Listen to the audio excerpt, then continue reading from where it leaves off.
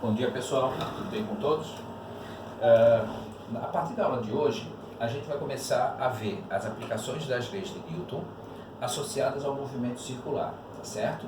Então, quando eu paro para pensar no movimento circular, e nesse caso aqui, nós vamos estudar o movimento circular uniforme, tá? Bom, vamos lembrar que o movimento circular uniforme é aquele onde eu tenho o módulo da velocidade como sendo uma constante, tá? Então, se eu paro para ver o que está acontecendo lá no meu movimento, a situação é a seguinte. Então, aqui está a trajetória que o carro tem que fazer. Essa circunferência tem um determinado raio, tá? Então, por exemplo, aqui a velocidade é para cá, lembrando que essa velocidade vai ser tangente à circunferência. Aqui a velocidade é para cá, tá? E aqui a velocidade é para cá.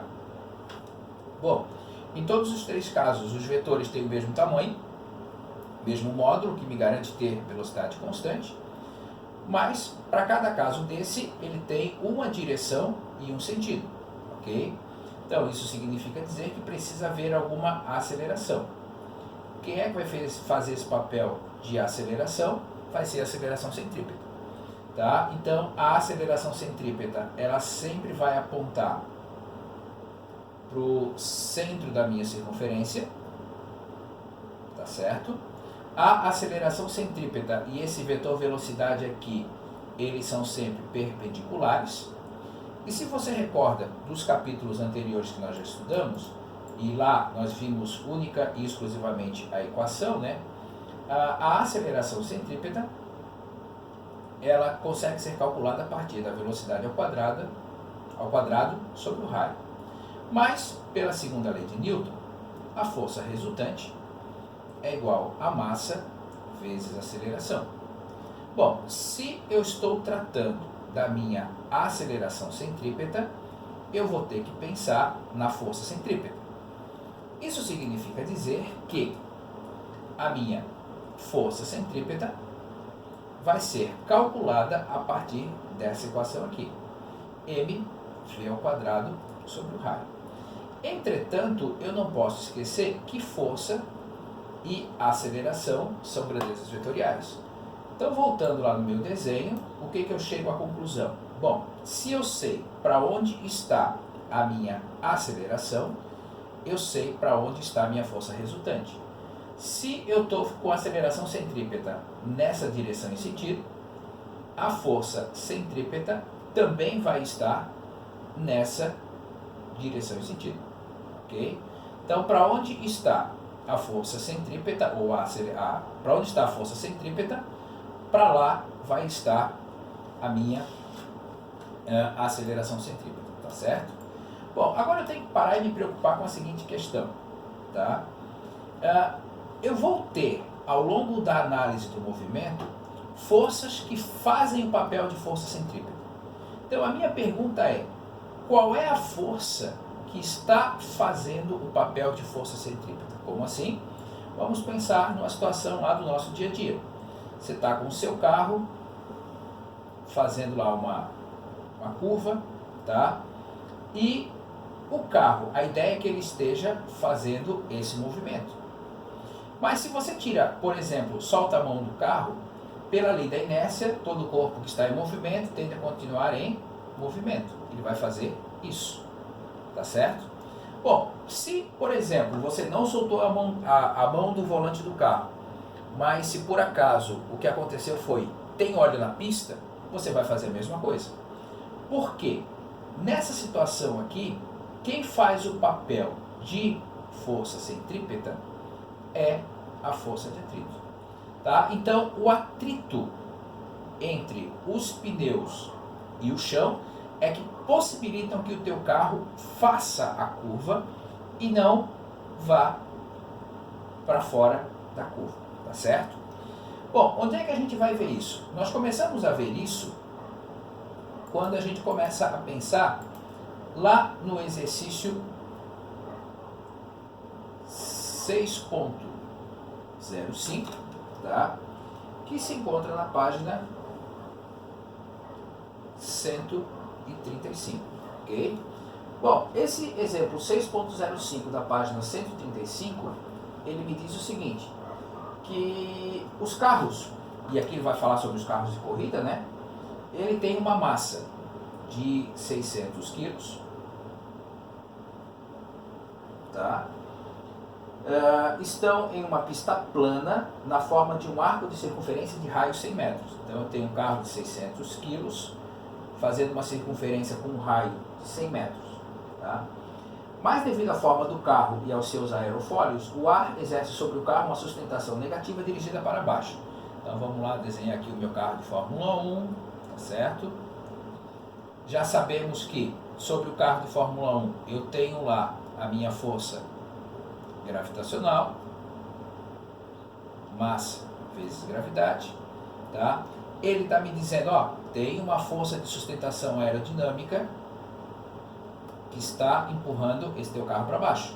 Bom, mas se eu tenho só forças para baixo e ele está apoiado sobre o solo, vamos lembrar da definição que vai existir uma força normal agindo sobre ele. Então essas são as três forças que estão agindo no carro na direção Y, tá certo? Bom, o coeficiente de atrito estático entre os pneus e a pista é de 0,75. E aí ele vem com a pergunta da letra A. E a pergunta da letra A é: se o carro está na iminência de derrapar para fora da curva, numa velocidade de 28,6 metros por segundo, quanto que vale o módulo dessa força de sustentação aerodinâmica? Tá? Bom, acabamos de estudar e falar sobre a força centrípeta, tá? Então, força centrípeta igual a massa vezes a velocidade ao quadrado sobre o raio. Se ele está fazendo uma curva, tá? Quem faz o papel de força centrípeta é a força de atrito. Bom, mas eu não quero calcular a força de atrito. Vamos lembrar que eu tenho que calcular a força de sustentação. Mas agora, como é que a gente calculava essa força de atrito? Bom, a força de atrito, ela nada mais é do que o coeficiente de atrito vezes a força normal. Tá? Bom, então vamos lá pensar. Quem que é a força normal aqui? Bom, esse carro não está nem subindo, nem descendo. Então as forças que estão para cima são exatamente iguais às forças que estão para baixo. Então quer dizer que nesse caso aqui, tá, a força normal é igual à força de sustentação mais a força gravitacional. Tá? Então voltando lá para baixo, né? Então quer dizer que a minha força de atrito, deixa eu mudar aqui a cor, a minha força de atrito vai ser o coeficiente de atrito vezes a força normal, que é a força gravitacional mais a força de sustentação. Lembrando que é a força de sustentação que eu quero calcular, tá certo? Bom, então vamos lá terminar de fazer as contas aqui. Então a minha força de atrito, ela vai ser a massa vezes a velocidade ao quadrado sobre o raio. Essa força de atrito vai dar um valor de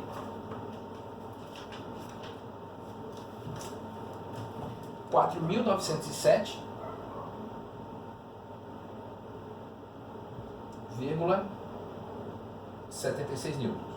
Bom, de posse desse valor, eu consigo vir aqui terminar a conta. Então aqui vai ficar 4.907,76, coeficiente de atrito 0,75, foi uma informação que foi dada, força gravitacional, massa vezes a aceleração gravitacional, mais a força de sustentação.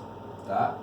Então nesse caso aqui, a minha força de sustentação, após você isolar ela, vai fechar em 663,68 newtons, certo? Bom, só que essa questão ainda tem a letra B. Bom, a letra B, ele faz a seguinte pergunta. Deixa eu só mudar de página que está lá no outro canto. Tá?